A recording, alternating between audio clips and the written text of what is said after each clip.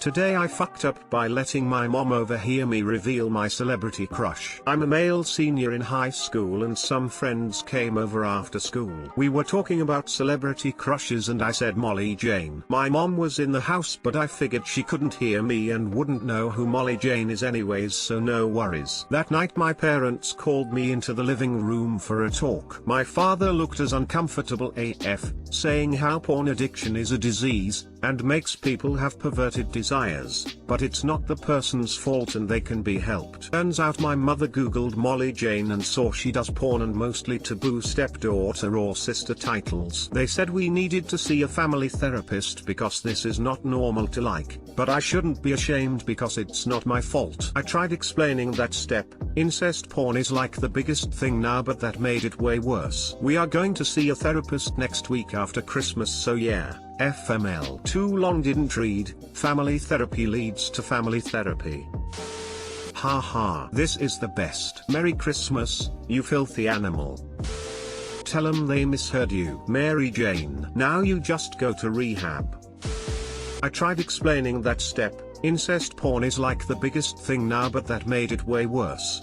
I'm surprised that didn't change your mother's mind. All the other kids are doing it was disproved by the jump off a bridge theory 100 years ago. Will you update this post after your family therapy? Molly Jane does sound like a porn name. My mind went to weed and ecstasy. Today I fucked up by being an ignorant American. Not today but a few weeks ago. Just discovered this subreddit and felt I needed to share. I, 23F, am from the USA. I moved to Germany in May for work and while here I met a really great German guy, 26M. We recently celebrated our 1-month anniversary, and me, being the sappy romantic I am, wanted to get him a little something.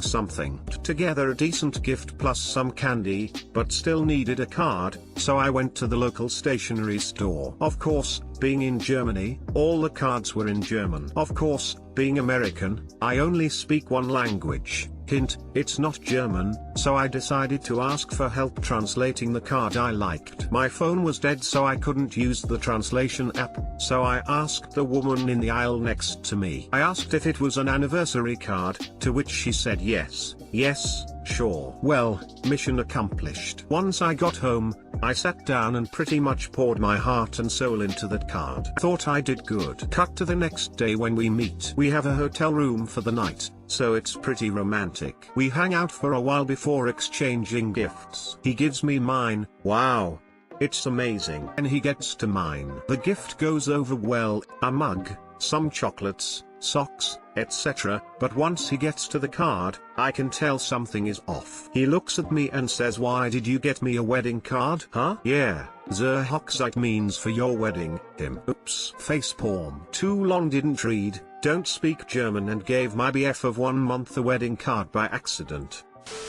So now you're engaged, right? No, married.